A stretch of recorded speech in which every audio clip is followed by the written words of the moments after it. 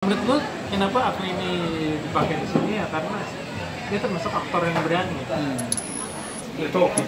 Ngomongin film bersama Bayu dan Eden. Tuhan izinkan aku berdosa. Dari sutradara Hanung Bramantyo, diangkat dari novel berjudul Tuhan izinkan aku menjadi pelacur. Oke, baik, sebagai yang udah nonton, ini kan sebetulnya mengingatkan pada film-film religi Hanung di sekitar yang 12-15 tahun lalu ya, kayak Tanda Tanya gitu kan, Perempuan Berkalung Sorban, kayak gitu. Ceritanya tentang apa, Bay? Jadi ceritanya ini tentang seorang cewek namanya Kiran, dia orang desa ya. Akmini Hak nih. Yang diperankan Akmini Hak. Dia orang desa yang berbakat, pintar, akhirnya disekolahkan di pesantren. Dia Dan terus sih kalau yang pernah bergabung ke suatu kajian. Suatu kajian yang mungkin tidak puas dengan Islam yang kebanyakan ini dianut oleh orang Indonesia pada umumnya, yang ngomongin demokrasi itu nggak sesuai lagi. Jadi ini yang lebih ke kita harus kembali ke Al-Quran dan Sunnah, karena itulah satu-satunya jalan. Jadi aliran seperti itu ultra konservatif ya. Dia diperhatikan juga sama si dosen. Si dosen itu sangat memperhatikan dia di lingkungan itu, terus kamu jangan terlalu serius di sini doang, tapi kamu belum ngasih tugas-tugas. Dosen itu perhatian. Dosennya diperankan oleh Doni Daman. Nah, si Akne ini memang dari keluarga miskin, terus dia mulai kesulitan karena butuh bapaknya sakit di kampung, terus pokoknya kekurangan lah.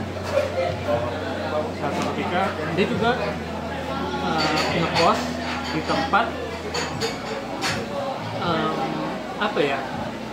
tempat bisa dibilang tempat salon, tapi salon agak-agak plus gitu. Yang dikelola oleh Jenar Maesa Ayu. Namanya siapa? Ami. Diperankan Jenar Maesa Ayu. Terus dari kelompok kajian di kampusnya itu dia mulai notice nih, kamu kekurangan duit, kamu sebetulnya ini aja konsul ke kita gitu, kita pasti ada solusi. Terus itu dipanggil ke pesantrennya si kiai, bukan kiai ya, namanya Abu Darda tuh kalau nggak salah. Itu pemimpin agamanya, Abu Darda. Nah pada saat dia pertama di situ, dia bilang, tapi ini your lucky day, today is your lucky day, karena si Abu Darda nih mau ta'aruf. Terus si Ustadz Abu Darda itu nelpon, kamu gak perlu khawatir, semuanya keperluan kamu aku tanggung, termasuk keperluan keluarga kamu di kampung. Nah, karena memang butuh, terus kalau kamu masih ragu, kita nikah siri aja dulu, nggak usah nikah resmi. Oke, akhirnya si Kiran ini setuju untuk nikah siri. Terus pas mau ijab kabul, adiknya si Ustadz Abu Darda itu bilang, saya dari pihak keluarga, saya sudah menghubungi keluarga di kampung. Terus loh, apa nih katanya nikah siri. apa maksudnya yang menghubungi di kampung? Kalau nikah siri nggak usah kan, yang penting sesuai. Nggak tahu juga sih. Ya pokoknya menurut ini nggak perlu. Terus begitu si adiknya Ustadz itu dipotong pembicaraannya seperti itu, semua tuh kayak panik. Yang anggota jemaahnya itu kayak Wanita nggak boleh. ini petinggi, lo nggak boleh motong. Kayak mereka panik kalau itu udah motong orang terus ngomong sembarangan gitu. Sementara si Ustadz Abu Darda saya nggak pernah menelpon kamu sama sekali. Fitnah, ada dikejam dari pembunuhan. Padahal betul ya dia nelfon. Padahal betul dia nelpon. Udah deh, di akhirnya tapi udah di stop sama anggota jemaah yang lain. Mungkin anggota jemaah lain juga melihat, jadi ini memberikan kesan bahwa pemimpin-pemimpin agama ini untouchable gitu. Terus dia menampilkan sosok sebagai kayak deity gitu. Udah kayak Tuhan sendiri. Iya, kayak Tuhan sendiri. Nggak ada salahnya. Nggak ada salahnya. Jadi karena peristiwa itu malah dibuat berita kalau kebalik bahwa si Iren yang minta dikawinin. ini yang menggoda. Nah, akhirnya itu yang membuat dia pengen men-challenge Tuhan.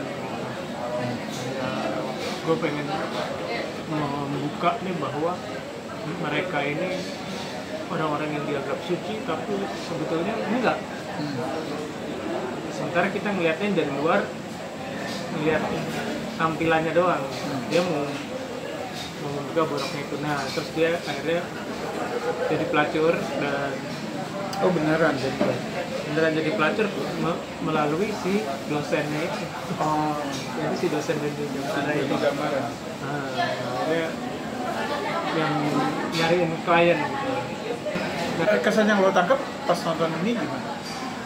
Gue melihat ini film ya cukup berani ya, secara ini sensitif dan kayaknya kritik terhadap agama, terhadap apa yang terjadi di masyarakat kita juga yang makin kesini makin konservatif karena ajaran-ajaran yang tadinya Ultra konservatif. ya, yang tadinya menyesuaikan diri dengan adat istiadat di sini, terus mulai dimasuki yang pure nih, yang itu nggak sesuai gitu.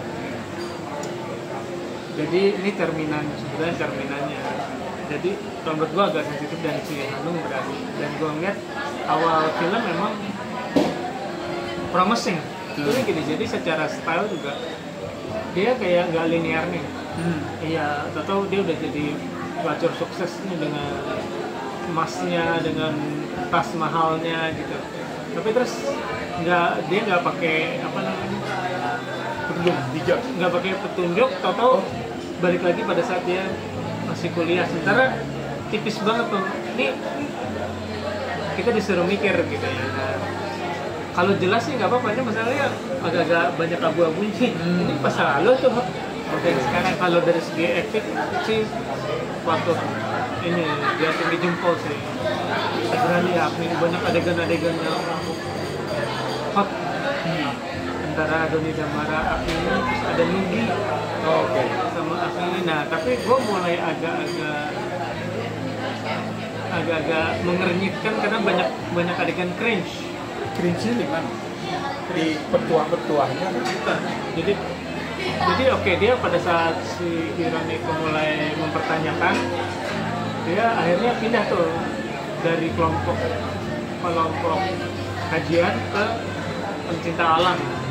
Pencinta alam tuh yang nyimeng gitu ya, ke ganja gitu. Terus dia mulai ikut-ikut ke ganja gitu, terus sambil berceramah tentang apa yang dia tahu, apa yang dia mau, bahwa dia akan men-challenge Tuhan. Yang menurut gue jadinya cringe gitu, di antara abang-abangan itu. Terus dia ada di situ, pokoknya gue kayak nutup mata deh, kayak second hand embarrassment.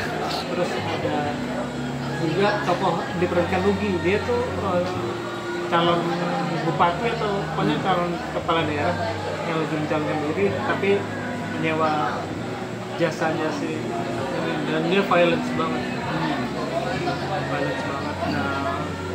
Nah, violence itu eksesif nih, yang dilakukan orang itu eksesif violence-nya. Itu juga membuat gua perlu nggak sih gitu adegan ini, nggak perlu.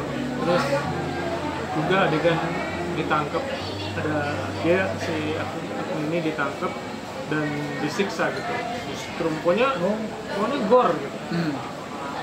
Sampai ada gitu ya, nggak nyangka gitu. Iya, gore dan itu eksesif pokoknya semuanya. Adegan penyiksaannya eksesif yang membuat gua ini apa sih yang mau tujuannya apa?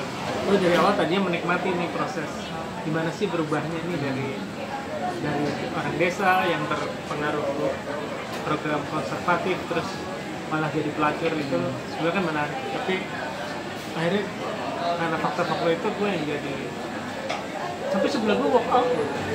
Nah, itu pas adegan dia hajar-hajaran sih aku. Dan juga memang pas ending nih, kalau ngomongin endingnya, spoiler alert berarti ya. Agak-agak apa ya, kita harus meningkatkan imajinasi untuk supaya make sense gitu adegan endingnya. Agni gimana, Bay? Menurut gue kenapa Agni ini dipakai di sini ya karena dia termasuk aktor yang berani.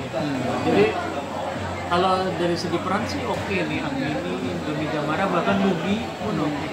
Terus ada juga yang menjadi anggota kajian konservatif itu yang simpatik juga ada. Jadi si Hanung kan biasanya menampilkan agama sebagai musuh. Nggak sebagai musuh, tapi di sini dikasih satu tokoh yang simpatik, walaupun akhirnya spoiler alert Musuh juga. Oke, skor ini masih gue nilai oke sih secara filmnya, jadi 7 lah. Oke. Ini. Makasih udah mampir. Ini sebetulnya kan udah beberapa kali diputer ya, mulai dari JAF tahun lalu.